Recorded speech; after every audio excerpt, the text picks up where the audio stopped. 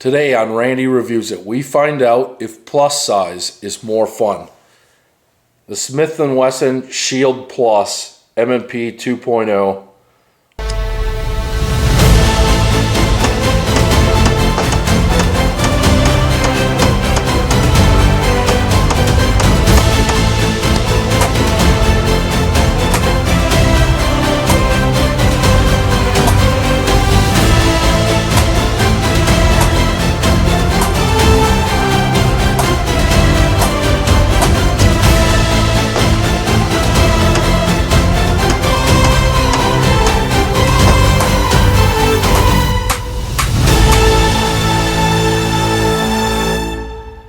Hey everyone, Randy Reviews It here. So today we're talking about the Smith & Wesson Shield Plus.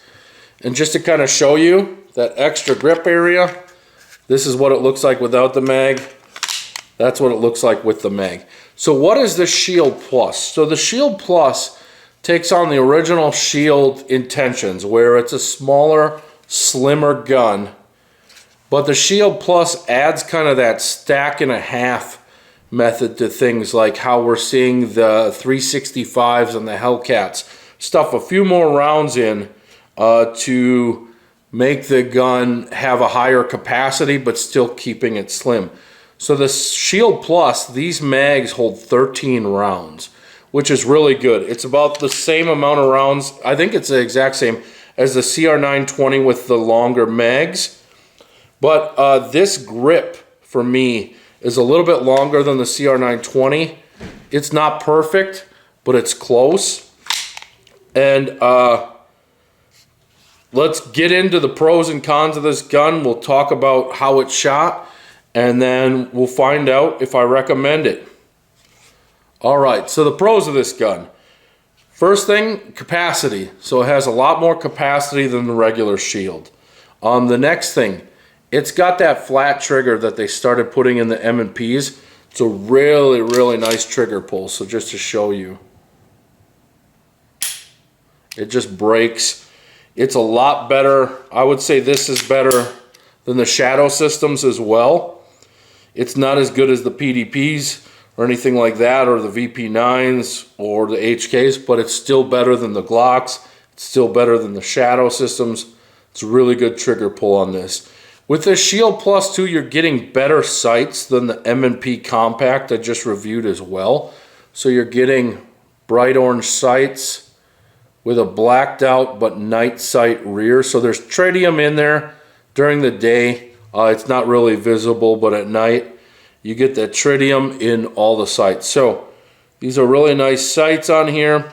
It does have an optics cut for like that RMSC. If you're going to mount like a 407K or anything like that, 507K, EPS carry, that sort of thing, you're going to have to buy a plate for that.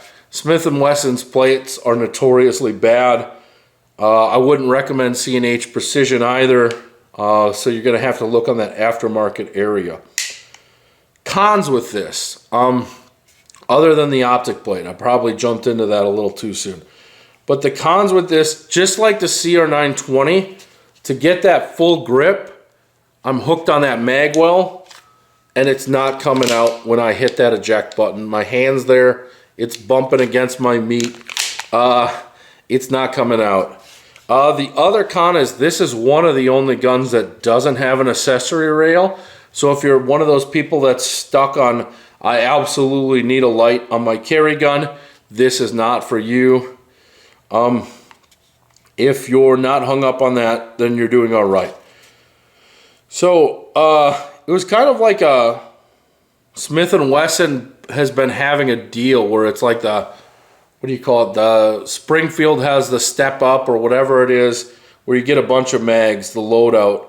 Smith & Wesson has been having the same thing. So I got like 4 extra mags with this and a bag and all that stuff for a really reasonable price. So let's get into the pros of this. I think this grip texture is what the M&P Compact should have had.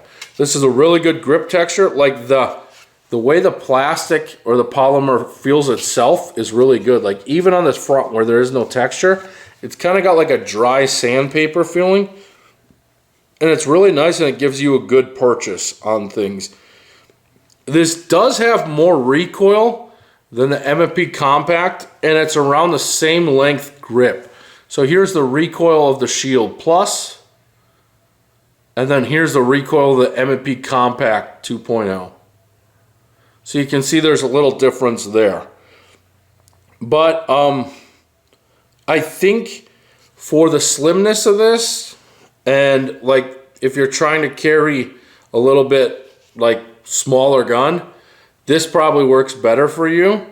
I like the sights right off the bat, like the trigger off the bat, the grip texture is good. That polymer though, how I said it's like sandpaper, it really wears on your finger if you shoot this a lot. Like you'll feel kind of like you'll get a callus going, that sort of thing. I wish they would have made the grip a little bit longer, like if it would have came down to right there and then just had the mag flush fit. I think that would have been a better option for most people's hands, and then the mags would have dropped free without having to move your hand in a wild way to get it to drop free. So you can do it.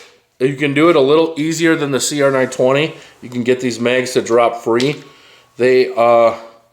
But it's still a hassle. Like you have to train yourself on how to wiggle your hand away so that they drop free. Good sights, good trigger, good grip texture, better recoil impulse than the CR920 and the Hellcat Pro as well. So I thought this shot softer than both those guns. And I was actually more impressed with this gun than I thought I would be. It's a definite contender for the Micro 9. There's a few more that I still want to try before I announce like a champion or anything like that. But overall, Smith & Wesson did a lot of things great with this. If you have a Shield Plus or a Shield and you love it, sound off in the comments. Thanks for watching, everyone. Take care. Enjoy your day and have fun.